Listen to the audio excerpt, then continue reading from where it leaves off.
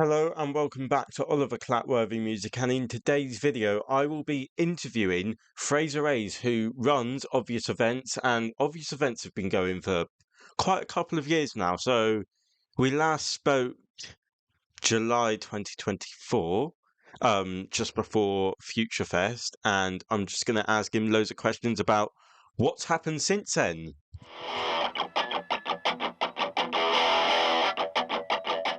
So I'm now joined by Fraser, who is the founder and front runner of Obvious Events. And the last time, as I mentioned before, the last time we spoke was July 2024, just before Future Fest, which is still one of my favorite Yeah, events I've ever been to. But how, what are the pros and cons of running that festival? What was it like? I mean, so like on the actual day I had COVID. Oh, So damn. so I did a 45-minute set with Obvious Reasons and ran the whole festival. So I was there from like 10 a.m. till 11 p.m., maybe later, like 11:30 p.m. And I had COVID and I did a 45-minute set with Obvious Reasons in the middle of that. And my lovely mother, bless her, like made me a packed lunch and packed dinner because she was like, "You're not going to eat otherwise." And then yeah, after I did the Obvious Reasons set, I was like, "Man, I'm so sick." And I went and sat in like cloakroom and move and ate a bagel. And then I was like, "Okay, back to work," and like that, yeah, and that was like my only break of the day. Um, so the actual day itself was nuts. I loved doing it. It was really fun, but I was really, really unwell. Fundamentally, the actual like the festival as a whole was like I don't know. It was such a complicated thing because I really loved doing it, and I would like to do it again at some point further down the line when I think it's more viable. Um, but when we did it the first time, I think we were for starters, we were a relatively new promotional company. I think I, Future I, Fest was like out. I believe it was like not even a year into Obvious Events. Yeah, no, it definitely wasn't. I mean, I think it was maybe like a month before a year old. Yeah. And I think it was like maybe our 10th or 11th event. Like we hadn't done much. So it was like very new to events promoting. It was like less than a year in. And Uh, yeah, it took a lot of time to plan it, like maybe 6 something months, a little bit more than that maybe, and, we only ended up taking, like, £26 in profit. Very kindly, Move and Bomber, like, their team sent back any higher fee that we asked for because I think they took a really good bar, so they sent back any higher fee that they asked for, and they covered the costs of the security, which was really nice of them. So we did make a bit more money than our initial post said that because we did a post after the gig, just basically talking about kind of like money and like organizing events as a viable kind of career option. And yeah, Move and left a comment on that post just being like, "Hey, we've sent you back your money for the hire. Like, we're sorry to hear that this didn't land as well as we all planned it would." And that was very nice of them. So we did make a bit of money in the end. I think it was like 200, 300 quid or something. But yeah, it costs like, nearly 2 grand to put the whole thing on. And then the profit margin was like 26 quid. So it was quite scary. We were all like in like bated breath a few days before, like looking at the ticket numbers, like the last couple of days need to sell pretty well if we we don't want to lose quite a lot of money. But it was still really fun. It was still really fun. I'm glad I did it. I learned a lot. It's a Um, it's a it's a good learning experience. Yeah, I tried to focus on it that way rather than like, was it a profitable event? I learned a lot, and that's definitely like just as important, if not more. So yeah. So how would you say the business has changed since that day? Yeah, a lot. Well, it feels like it's changed a lot to me. I think for anyone on the outside, it probably feels pretty much exactly the same. But like I used to run Obvious Events out of like a notes folder on my phone. Um, I still do that with Clatters events. Yeah, and because it's, like, easy and that's how I, you know, was always doing it, but, like, yeah, then when we were doing Future Fest, I was still running out of like a notes folder on my phone. So I was like writing down all the costs for all the bands and like when the events were happening and stuff was all going into like a notes folder on my phone that was just called Obvious Events. Um, which is just like when you have like a whole team and you're like doing lots of money managing and stuff for like a bigger event like that, it's just was like not a good idea. Um, but I think like now we're a much more professional team. I think we're a more like the team is actually like I feel really like fully locked in now. Like I've got a really good group of people behind me. I think the way that the team operates still needs a bit of refining, but that's okay. Um, I think yeah, I think overall more professional, more organized. And also the kind of model of the business has changed now. Like the way that I do things and the way that I look at live music events going into this new year, I'm coming at it from a different angle. I used to kind of have this attitude of like throw shit at the wall and see what sticks, like just put on as many Yeah, events as I yeah, can and like just see what works. Um and for a while that did really work, and, like, I would discover some good bands through that that would sell tickets, like, really well and were super productive, and I would make good money from those events, and I got to meet lots of cool people. But, like, sort of after a while that, like, kind of, like, throw shit at the wall and see what sticks, like, people just kinda get bored of, like, the going to an event for the sake of going to an event. yeah. Like, I You started to kind of find like that, you like kind of need to find meaning in your lineups, sort of thing. yeah. Exactly, like, you need some kind of something in your lineup that's gonna, like, sell it as a thing. I think, like, I was talking to somebody about this recently, like, I think it might have been John from, friend and colleague from who runs We Need Bands. I Go think I was follow We talking Need Bands, go follow the underdog.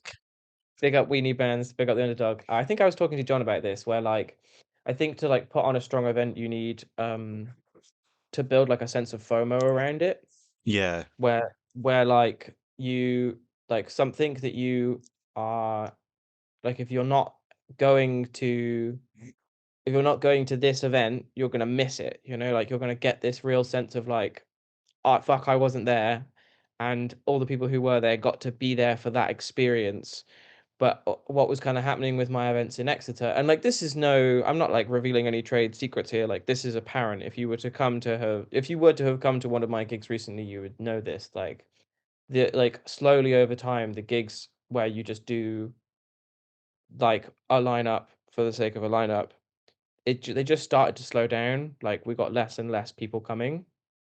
Um, I think a big part of it as well is, like, bring your mates culture and, like, how we were all still putting on events in Exeter, and a lot of our mates had, like, moved on to different cities for uni and stuff. And so then, like, needing to find the new bring your mates culture, which is why I'm really, like, heavily pushing Future Faces shows now, because those are all about, like, new bands from the area, and there's a lot of, like, bringing in new audiences that way, which is really nice. Um, but yeah, I think we're kind of focusing now less on like just putting on as many shows as possible and less shows, but like higher quality and more like thought behind them kind of thing. So we're now focusing more on like what shows can we put on that are going to make people feel like they've missed out if they don't go.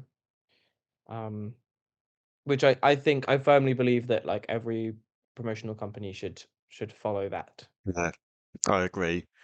Um, who who's in the team then? Who does what? So at the moment, it's me, Yuri, Becca, Theo, and Liv. This is five of us. Um, so I'm kind of like running two teams. So I'm sort of helping out with both Bath and Bristol stuff and like Exeter and Devon stuff.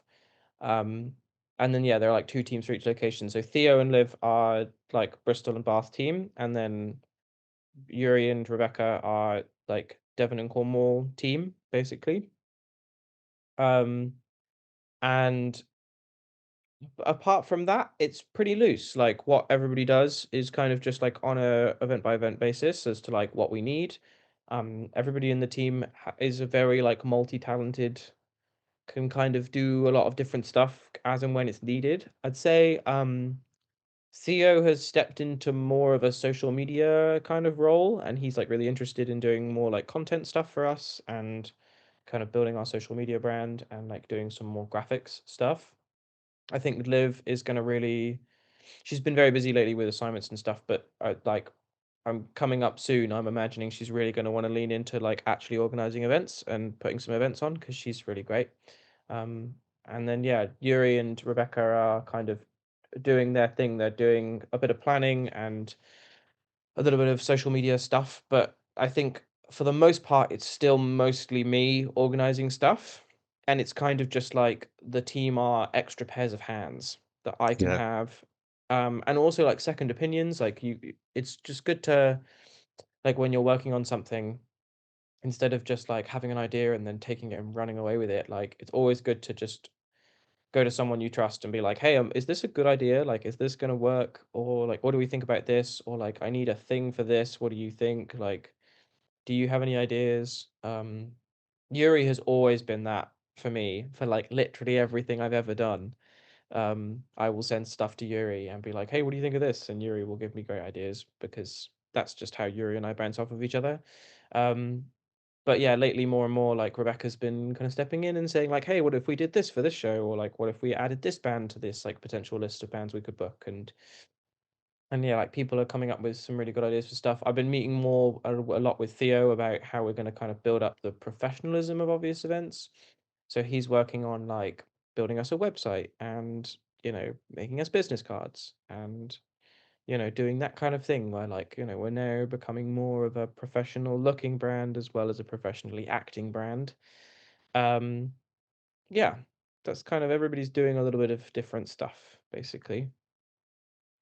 Would you say is your favorite event you've done since Future Fest? Ah, that's so tough. Since Future Fest, I've done so many good ones. Not to like, Was there that like meme of a couple that stand out to you? yeah, there's a few that I could easily list a couple. Yeah. I feel like that meme of Obama putting a medal on himself. I feel like that right now. Like, oh, all of my great events. Um, no, I really enjoyed doing. I'm trying to think what's happened since.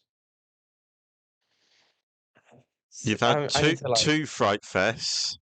Well, yeah, two Fright I'll Fests. go first. I think my favourite ones have to be Technicolor Steam Train February one, the one where Girl That's a Band good one. supported them and Flavor the Wicked played as well. Yeah. Um, I would also say I've really enjoyed Fright Fest Technicolor Steam Train one Mm-hmm. because that was an I interesting lineup. TST are going to be a theme, I think, for the favorite events that I've done. Yeah. Um, TST are Um, just so good. I okay. I've got my list. The Sephiro's headlining of the Phoenix I that I forgot about that organized one. October 9th, 2024. That's up there for me. I really enjoyed doing that gig and running that gig. That was great. Um, the uh oh, girl band headline in May was really fun. TST at the library. I think of all of my shows that I've done with TST now, because I've done 4 shows with Technicolor Steam Train now. Um, and for all the shows I've done with them, I think the one at the library, it was like probably the least attended TST show that I've done, but I think the most fun. Like it was just so good. And then I would say, hmm, oh, any of the wildcard shows Oh yeah, from this year I or from this year actually. just gone. Oh yeah, Those were so good. I've been to all of them. I think Mm. my favourite one was the final. I mean, easily, right? The final Yeah. was so good. It was really, really fun. I loved doing the final. It was so great. And Actually, and Parlay would they deserved that win. the Parlay Sephiro's are Through Horizon the epic. Shambles at the Oh, that's a cavern. good one, yeah. Yeah, yeah, Yeah, yeah. I enjoyed that one too. That was another one that wasn't super well attended, but was still really fun. that clashed with that gig at the Phoenix, if you Yeah, it remember. did, yeah, yeah, the Studio 54 night, Yeah, where it was, like, all the bands that Studio 54 had worked with were doing, like, a big showcase thing, and it was, like, Half it Cut and 3 Days was of Wonder and King Louis. yeah, King Louis. Yeah, yeah, loads of really great bands. I think that might have been the last no, King Louis's last gig was their headline at the Cavern, wasn't it? I think. Yes. Man, Yeah, I missed King Louis. They were yeah, so good. They were such a good band. yeah. But what would you say is your least favorite? Like one that you Ah, didn't think went as well? oh, it's so hard to say. I don't think I really have, like, least favorites. I I I all the events that don't go well I know this is such a cop out answer, but all the events that don't go well or that I, like, struggled to work on, I just consider them to be, like a learning experience. I try not to, like, focus on, like, "Oh, it didn't go well," because if I, like I've done that before, like, we had a, like when Obvious Events started, we had a really good stint where, like, Future Faces, which was the first gig we did, and then the Fright Fest, and then the Metal Night, before I really knew much about metal. Those those 3 gigs did really well, and then in fact, even into the new year that we kept doing really well, we did an Obvious Reasons headline again, and we did the Leonard and Uh, the Zombies Yeah, headline. and then it was Cavern. Yeah, so that was our first 5 events, and they all did really well, and we made good money from them. And we were, like, investing money back into the business, and it was, like, going really well, and we were, like, doing all sorts of good stuff and, like, legitimizing, and yeah, we were able to actually, like, pay people good money. And then we did like, after we did those 5 events, we, like, lost nearly all of the money that we made on, like, the 4 events after it, and I, like, really beat myself up over those 4 events, and I was like, "Why'd I do that? Like, God, I make such bad decisions, like, I should have known better." And then I think it was a Requiem's headline at Cavern, it was a Yeah, it was Foxhole headline at Cavern, and then it Foxhole, was Recreants, Acid Era, Future oh, the Fest. Acid Era gig was good, we made some money on that one, but, it was the Obvious Reasons in Bristol one as well that we did that didn't do so well. Oh yeah, Um, so we had, like, those 3 gigs, like, really didn't do very well, and I, like, really beat myself up over them. I was like, "Fuck, like, why do I why do I let myself do that? Like, oh, such a bad decision." But I'm just kind of not in that position anymore. Like, if I lose a bit of money, I try to focus on, like, was the event fun to attend? Like, did the actual event run smoothly? And less, like, did it perform well? And I don't think I've worked on any events at all that haven't run smoothly and been a good night. Like, every event I've done, I think, has been, like, good bands for, like, run smoothly. We haven't, like, run over or had to cut people's sets short. It hasn't been, like, total chaos. Everyone's been really nice to work with, like, for the most part, like, every person that I've worked with in all of the bands I've worked with has been, like, polite and understanding and easy to communicate with and work with, and like, I don't think there's any events I've done that haven't been, like, strong, smooth running nights. I mean, like, we could talk about, like, the least well performing nights if you wanted to, in terms of, like, the ones that didn't do so well or that, like, didn't sell super great. I mean, we did, like, a freshers gig with girl band yeah. and Chase the Wild, and that one was pretty quiet. But it was still a really fun night. Like, all the Yeah, bands were still really great, and there was, like, enough people there for it to be fun, and, like, that's fine, and I was able to pay everyone. I think I only ended up losing, like, 50 quid, so that's fine. It's only 50 quid. I I, I Um, got offered on Half Cut's guest list for the Cavern gig that night, and I said no. Clatworthy. Thank you, honestly. But yeah, that gig was, like, one of our more recent ones. That one was the gig where I was like, "We need to change how we do things." That was, like, when I decided that we should change our business model. Yeah, um, and, like, operate and, like, plan events differently. So, like, now all of the events I'm doing coming up this year are, like bigger, bolder ideas or, like, doing new stuff or, like, yeah, trying out new things. and then the things that work well, we'll do again next year, you know? Like, that's the kind of thing at the moment. We're, like, testing the waters. So, yeah, but Love Is Loud, even though it wasn't like it didn't perform amazingly last year. One of the events sold really well, and one of the others didn't. Yeah, Um, the move one did really well, if I yeah, the remember. Move one did really well, the Bomber one not so much, but, like, they still both performed pretty well, and we still made profit on both of them, so, like, I can't complain. Um, but Love Is Loud I'm gonna do every year, even if they start to, like excuse me, even if they start to bomb, like, doing charity events is, like, really, really important to me. I think people can get really, like get really cagey about, like, the way that they run their business and not giving stuff away, and, like, I can see why from, like, a standpoint of, like, contesting competitors and stuff, but I just feel like I wanna come at it with a different attitude, like, I think, I people can learn stuff from me just as much as I can learn stuff from them, and, like, when I withhold things, other people withhold things from me, um, and so, like, I don't know why I wouldn't just share information about stuff. Um, and yeah, like the Love is Louds are like a risk every year because we pump money into them and there's a chance that we don't make a profit. And so because they're non-profit events, like the way that that works means that we don't it's not like just we like take a bunch of money and then just immediately push it into charity. It's like we invest some money into something and then we make back that money and then any money on top of that goes back into the Yeah, just as an example. So like one of the venues that we're hiring for Lovers Dad this year is £200 for the hire. yeah. Or I think it's 250. Yeah, 250 for the hire. And so we're investing £250 into running that event, and then also like some money for designing a graphic. So, it's like round up to £300. We have to then make £300 in ticket money back, and then anything on top of that then goes into the charity. So like it's not like all ticket money coming in is charity money. It's like we make back what we spend and then everything else is charity.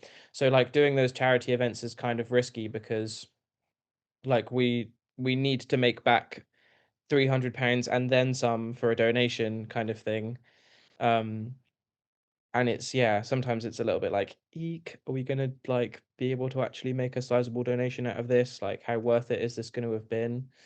Um, but even though that's like a risk, and we might not make that money, and we might just lose money, and there might be no donation. Like, I still want to do it every year because I feel like we're gonna be able to make a good amount of money for charity every year, and I want to because it's important, I think. So, yeah, like, there's some things that, like, even though they flop, I'll do it every year.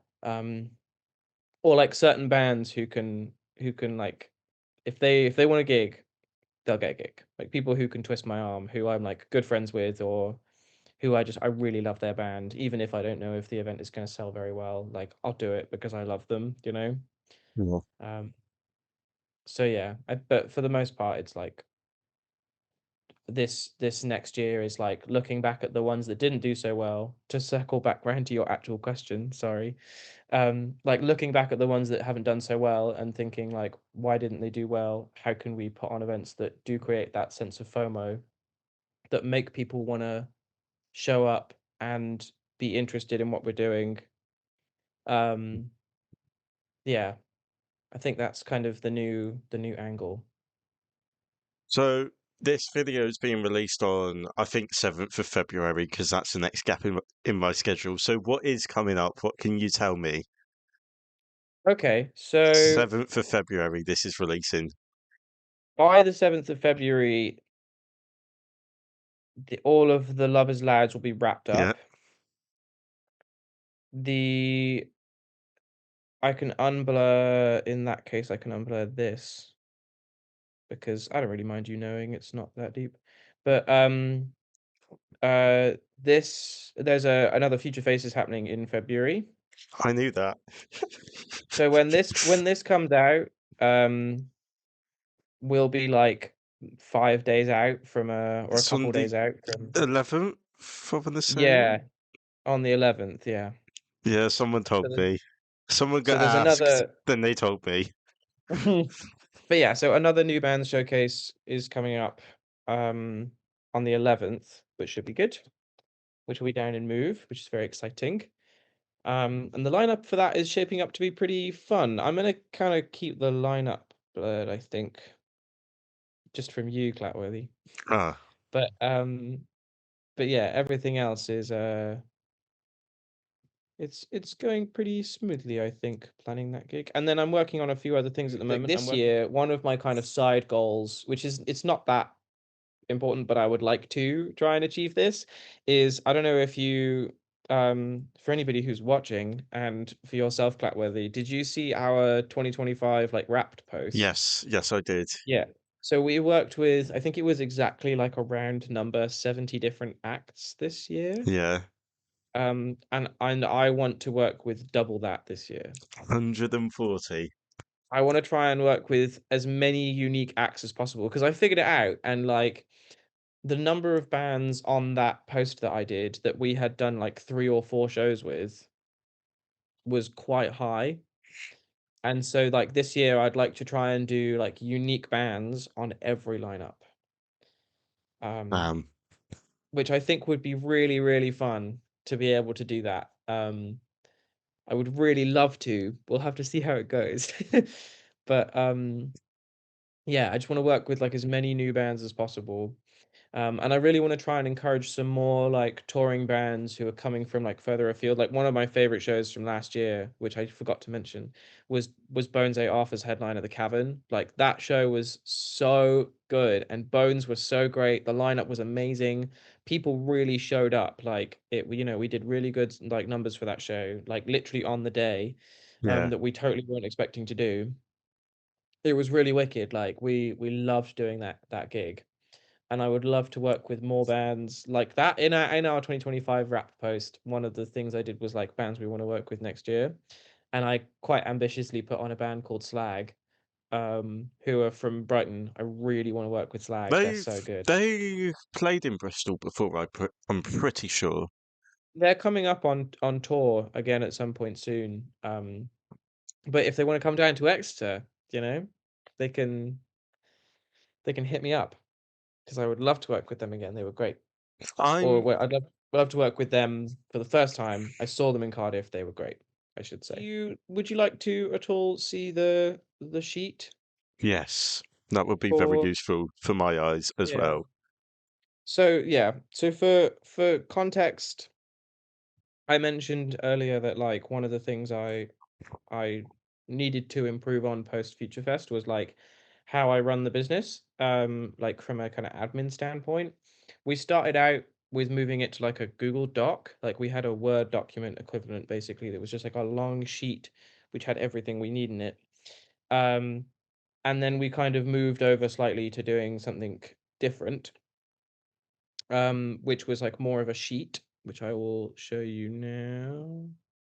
I remember before as well, um we were outside we were outside the Barrel House in Totnes back in August. Remember that gig Mm. where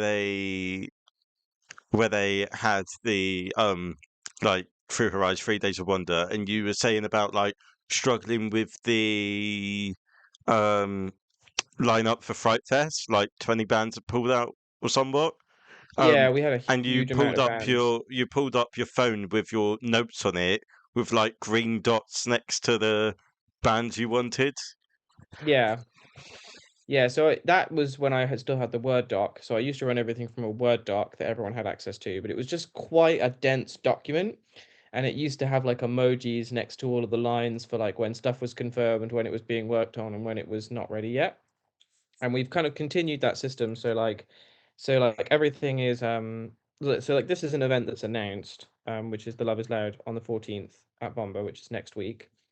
Yeah, So this is like, the all the stuff we need to work on basically, and you can see for an example, like this is the future faces I'm working on, and there's like, 3 of the bands are booked, 2 of them I've sent messages to, but haven't necessarily confirmed yet, like that kind of thing. Although actually I just heard from these people and I have no idea who I'm gonna put in there now. So um but basically like this is, we'll do like all the stuff we need to plan and like all of these different green boxes and stuff for like when it's confirmed, and then backline arrangements, and then like the bands, and they're like time slots and timings for the night, and then we do costs, and we put a little green box next to it when we've covered the cost kind of thing. And then we have a little guest list, and yeah, we do it for all the events. There's different pages on this sheet for the different locations. So this is like Devon and Cornwall stuff, and then we have a different one for Bath and Bristol. So like this is the Bristol Lows Loud, this is the Bath one. Um, and then we have like some other events I'm working on over here at the moment. This one is probably not going to happen. I'd like Okay. it to, but it probably won't.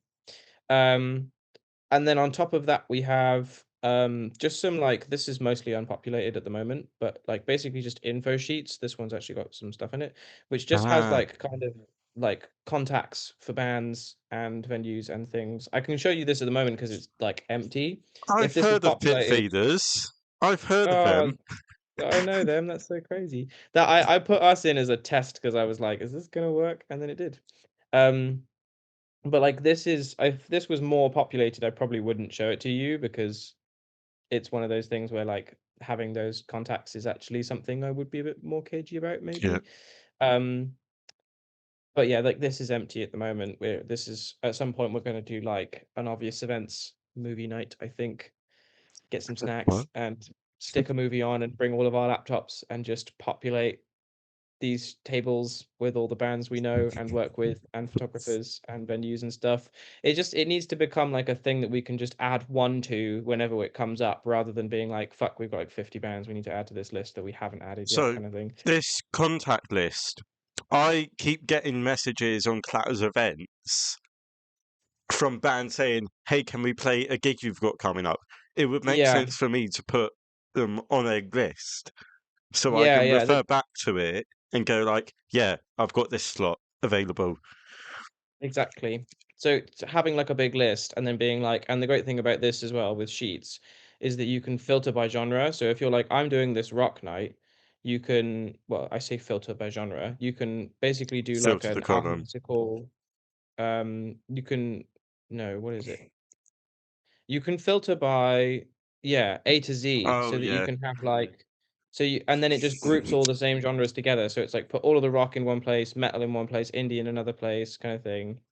So you've got like everything lumped into one place. Um, and then you can do the same by like location. So if you were like, I want to work with a BIM band on this event, you could filter this by A to Z, and then it just would put all of the BIM bands into one location because it's alphabetizing it. Um, you don't have any so bin bands on there though.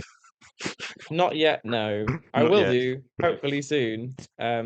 I've worked with some really cool BIM bands lately, Cough, so cough, Supermarché. yeah, oh my God. So good. They're so great. But yeah, so that's basically how all of the business works. We have a little to-do list of things that I want to work on. There's some like events ideas in there, so I'm not opening that. Um, and then I'm planning some tours for some people at the moment as like You a can't side open that. hustle. You're Yeah, but not I'm opening not that. opening that either. So yeah, I'm like helping planning some tours for a couple of people. I'll say that I'm helping Lula plan a tour Yeah. at the moment, which is very lovely. I love like working with Lula, which is Livy, who's also on the team. So there you go. And you're playing the But yeah, like Thunderbolt as that's well. I'm not doing that gig. Oh no. That's Livy's boyfriend is stepping in. Boyfriend Sam is stepping in on bass for that gig. We love boyfriend Sam.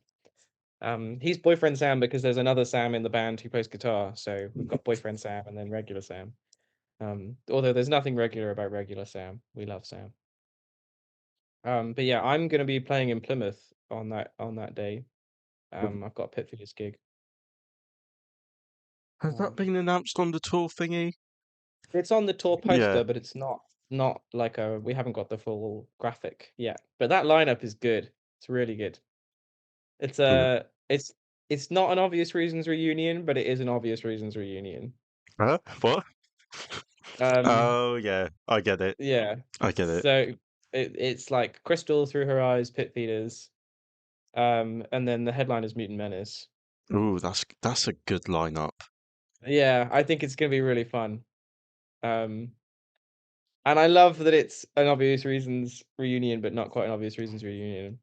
Anyway, that's do you have any questions about this or anything you Uh, wanna know no. before I Is close? it okay? I'll do it in the edit, but I might like take screenshots of the announced stuff, just like as a baseline, as Yeah, kind yeah. of like how to lay out my form. But I'll do that afterwards. Sure, yeah, no worries. But yeah, this video is releasing on the You said 7th of 7th of February, June? so I would Yeah. have announced my next event of Exchange Basement on the 5th of March. 5 bands. Uh, Who Killed Bunny are headlining with main support Blu-ray, and then Omi, which is a very cool like R&B band. They're so great, honestly. And then Finding Mary below that, and then below Finding Mary is an unannounced one because it was interesting seeing that G sheet. Because I'm so used to just writing the. I like how you've got the budgets on there as well, like how much everything's costing. Um, Yeah. but I just have it currently. I have the events planned in my head, and then Yeah, you the gotta write it down, the man. You're gonna lose costs it. the costs like written on my notes in the individual event stuff. Yeah, you gotta write it down. Yeah, Like having a place. I mean, it's just you who's doing Clatters events stuff, right? yeah, Like you don't have anyone else working with you, so it's like not necessarily as important. Like the G sheet's so important for me yeah, because I have a team and everybody needs to be able to access it and understand it and work within the same format. But even still, like just having a place where you can put all your information and being able to pick that up and put it down whenever you want, rather than having to try and like keep it in your mind. yeah, It's really good to be able to like let yourself forget about stuff when you want to. Because like I could think about events 24/7. I used to when I was in college, like I used to constantly be thinking about running events, and now less so, which is nice. And having the sheet has really helped because it's like I don't have to like think about stuff or remember stuff. I don't have to feel like I'm fully responsible because the sheet is there and I know the team has it and I know that the team can check in on the progress of stuff every now and then and just help with things. Um, and that's really nice. That's nice to have like so yeah, I would fully recommend and like anyone else who's watching, like even if you're like managing your own band or like anything musical that you're doing, like don't just keep that stuff in your head or like and don't like if you even if you have like a notes page, that's fine. It's a pretty like simple place to start, but like just have somewhere to write everything down so that you can like pick it up and put it down when you want to. Because like just trying to remember stuff or like people who like discuss stuff in Snapchats and then like forget about it is like so common. Like just when you've had a discussion about something, don't go searching for it in your like group chat, just write it down somewhere. It takes you like literal seconds. And yeah, I would recommend putting aside a bit of time in an evening to like you know, put some music on and just make a good like a place where like everyone who needs to see what is going on can see it. Like set up a G sheet or set up a Google Doc and like have all your info in there and all your upcoming gigs and stuff. Like I've got I mean I'll show you. Um uh is I need to find it. PitFeeders stuff. Yeah, so like this is just really loose but you example can't of show me this. You can't show me this. Stuff to do, stuff for this week. Says the band. what Left, what left off your screen. Stuff for this week. Oh, So Clapworthy. if you can Okay. try and like get rid of the side part, Okay, hold on. I think that top part there. I'm just gonna send you a screenshot of this, and then you can just show that instead of what's on the screen. Yeah, But like this is just in my notes. yeah, Um, and like just having something like that is so helpful. But basically, like that is just a notes app like that I have, which is called Simple Note, which connects to both my computer and my phone. And I just will make little like notes folders. Um, which have got any info I need in it. And so, like, that's, PitFeeder stuff, like, that's the, like, little tour that we've now fully Wait, announced. I'm finding this. This is going to be such a mess in the interview, but I've put the thing on screen. Okay, great. Just keep it at the side, block me out of view. Okay. But yeah, so, like, I recommend everybody has something like this. Like, this is just a notes page for now. At some point, Oscar and I, who is my bandmate in a group I'm in called PitFeeders, at some point I'll set up like a proper document for the two of us to be able to access and work on together. But like this is just like the upcoming gigs for our tour, a little to-do list of stuff. Like, recording schedules and like plans for recording songs and like what we're going to release and when we're going to release it. And then just like below that, you can't see the whole thing, but just like a list of all the songs we know how to play. Because when you're a band that writes a lot of songs, sometimes you'll be making a set and you'll forget about like, oh, just I can't believe we forgot that really important song, or like I can't believe we forgot this one, Yeah. or like, and I know people who do that. So I just have a full list of all the songs that we can play, um, like covers and originals. And then, when people, when I'm making a set list or something for a gig, I can just look at that list. And like, yeah, just having like a really simple thing like that where you just don't have to remember those kinds of things, you can just have them. Um, yeah, and I'd recommend people do that for everything that they do, musicy, for planning things and for bands and all sorts of stuff. I might be at the Firehouse gig, Oh, thanks. but I'm definitely coming to the Haystack one because I'm really excited about that Haystack gig. I messaged them the other day and was like, "Hey, is it okay if we announce the gig on our tour poster before you've announced?" And they were like, "Yeah, of course, no worries. Like, we're working on the final graphic soon. Announcement going up not long after." And I was like, "Oh, great! Like, can't wait to see who we're playing with." And he was like, "Oh, well, I assume it's a he." It was bad of me. you know, But yeah, whoever I was messaging was like, "Oh, well, I was going to tell you who you're playing with, but I guess I'll keep you in suspense." And I was like, "No." I already So know so who I you're actually playing with. I actually have no idea who I'm playing with at that gig at Haystack, which is kind of fun I with know at one of the the bands, but I can't Cockatoo. remember the others. Yeah, I just know that I'm pretty sure that we're opening. Yeah, I think That's Happy all I know. Ritual is playing. A band called Happy Ritual, I think, are on the lineup, and they're honestly, I saw them Wednesday just gone. I saw them at the Louisiana, and they were insane. They supported a band called Gulf, Oh, um, along with another band called Solar Season. Good oh yeah. bands, but Mhm. Happy Ritual are kind of like it reminded me so much of like Deftones, but also a little bit of Rage in there. Okay, cool. That's Yeah, awesome. Great. I'm really looking forward to that. yeah. I'm really looking forward to like meeting new bands and working with new bands with Pit Feeders. I mean, I'm so excited about the car set gig. That's gonna be insane. Oh yeah, I'm really, really looking forward to that one at Birdles. Yeah. I was at Sorry, a we classic gig in August, like last 2024 when Poppy Show supported them with Oh, Boss at the Cass. Cavern. Yeah, Yeah, yeah, yeah. That was a good gig. I went to that one as well. Although I think I went to some of that gig, and then there was something on at the Phoenix, and there I went was and saw. the Bands and Beers Festival. Oh yeah, it was. And I went to watch New Because Relic for the first time. yeah, because you played the day before, if I remember Yes, correctly. we Yes, did. Yeah, yeah. That's right. We did play the day before. yes. Because I remember the day before, I I was in London seeing Die Twice 2 days before, the 15th of August. Yeah, And geez. then I came back on the Friday and my train was like mega delayed. Stayed home for about 20 minutes to charge my phone up, then left again for obvious reasons. That's some serious commitment to Yeah. the gigging scene. As many gigs as possible. Yeah, I went to 130 gigs last year. Whoa. Yeah. That's insane. I wonder how many I went to. I wouldn't be surprised if it was close to 100, to be Well, honest. I only worked it out because I take photos at every single gig I've been to, so I just counted the Right. different gigs on the photos. Yeah, I mean, I organized at least 25, I think it was. So, I was like, that's a base of at least 20 or 26 shows.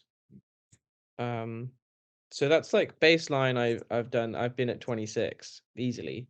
I reckon I attended at least that amount again of shows that I wasn't organizing, but I was just at. So at least 50, I think, for for me. But that's kind of crazy to think about. Going to 130 shows is a lot. That's some serious commitment, Clatworthy. I'm very impressed. And then What? I guess would you count if I if I do you count each different set I saw at Glastonbury as a No, as a no, different gig no, I went to? no. Because then that's a lot more. I Um, I'd love to go to Glastonbury. you should. At some point, you should do it. Like, you should find your way into Glastonbury, and like the Oliver Clatworthy music vlog at Glastonbury would go crazy. That would be an Also, would insane get one. copyrighted. So Yeah, that's a good point. But it would be fun. Yeah, that would be insane. I saw Get Down Services at Glastonbury this year, and they were insane. I saw so many great acts at Glastonbury. It was nuts. Yeah, Coca-Cola played Glastonbury. I'm pretty sure. I saw them. I went to see Coca-Cola at Glastonbury. They had a. It was just Kit and Alice were the, like, only standing members of the actual band that I know. Um, Bill wasn't there, and, they didn't have George is their drummer, isn't it? Yeah. They didn't Yeah. have George, Bill, or Jack. They had, like, a different guy playing a second guitar and a different guy on bass, both of whom seemed very lovely. And they actually during that set, they, like, lost all power halfway through, and then they, like, just came and sat at the front and, like, played acoustic for the audience, and we all did, like, little sing-alongs to ABBA covers and stuff, which was quite nice. Um, but yeah. Anyway, totally distracted Yeah. by What are your plans like for the immediate future as we're recording this? Like, what gigs you going to? What's coming up? me or, like, obvious event stuff or Just you in just general. just me in general. I mean, I'm, attending a lot of things. I'm going to a lot of cool gigs. Too many to immediately name, I feel like. I mean, the next gig that I'm going to is tomorrow. I'm going to see Circle of Crows at the Forum, Oh yeah. in Bath, which should be fun. I'm playing in Cardiff next weekend, so Oh, that'll be fun. I've got a couple of cool gigs coming up. Supporting a few different people. Going on tour with my band PitFeeders, which will be fun. So I'm doing 5 dates at the moment, but hopefully 2 more to be announced still. Um, yeah, fingers crossed. We'll see how that goes. Um, Ideally, we'll see how it goes. Yeah, 2 more shows with my lovely friend Boss Cass, which would be pretty cool. He's got a single release in February that we are trying to support at, and then he's going to come and support us at our single release in Bath. Um, so that should be fun. 2 more shows coming up for that. I know he's Um, doing Cavern on the 21st of Feb. yeah, that's the one we're trying to get in for support on. Um, Marcus seems keen, but I think he'd like some evidence of a show that Ollie could come and play with us first to, like, Yeah. actually make it a Oh proper yeah, gig for because him. he Attitude Artists. I Yeah, think he's Boss Cass he's is signed to him. yeah, he's Ollie's artist manager now, so yeah, he, like, plans all of his tours and stuff. Which is really cool. Attitude Artists is such a, like, awesome thing. Which is it's like something that I really considered doing for a while, doing, like, an obvious artists thing, that I, like, really wanted to work on. Um, and then Marcus did it, and I was like, that's, like, exactly how I imagined it, and it almost became kind of made me think, like, maybe I should just let him crack on. Like, maybe there's no need, like, Marcus has got it. But, no, it's something I maybe would do really far down the line, would be, like, an obvious artist thing, would be really cool. I was chatting to Zach Safira about it recently, actually, and, like, because he's doing some tour planning for some different people, at the moment, and, I think it could be really fun. I got quite good at, like, planning tours, I think. So, maybe it could be fun. When I was talking to Zach about it, we were saying, like, it could be cool to do, like, on, like, a one-off basis kind of thing, like, rather than actually, like, having an artist that is signed to you, you just have an artist, like, sign on for one tour, and then you, like, plan them a tour, and then they kind of, on their horse. You send them on their way. Um, like, yeah, which could be something I would be interested in doing, and then like bands could apply to come and do stuff rather than me having to like scout necessarily. Although I know exactly which bands I would want to send on tour if I was going to send bands on tour as like an obvious artist thing. Like I know exactly who I'd want to send on tour. Um, yeah, I guess that's a you were like, what things are you planning? That's a thing I could be doing at some point soon. That I can imagine that if we did like you were saying it's been like nearly 2 years since we last spoke, like a year and a half at least. If you talk to me in a year and a half from now and you're like, how has the business changed? That could be a thing, I think, in a year and a half maybe. I do believe the business has changed a lot since that, like, Mm, before Future Fest chat we did. yeah, yeah, definitely. I think I'm glad that it seems that way to you just as much as it does to me. Because I really feel it. I really feel that it's changed a lot. Yeah. So thank you very much for speaking to me. No worries. Thank you for taking the time out of your day. So if you have enjoyed this video, please give it a thumbs up. Subscribe to the channel for more of this kind of video. A review of PitFeeders' new single when it eventually releases. And thank you very much for watching.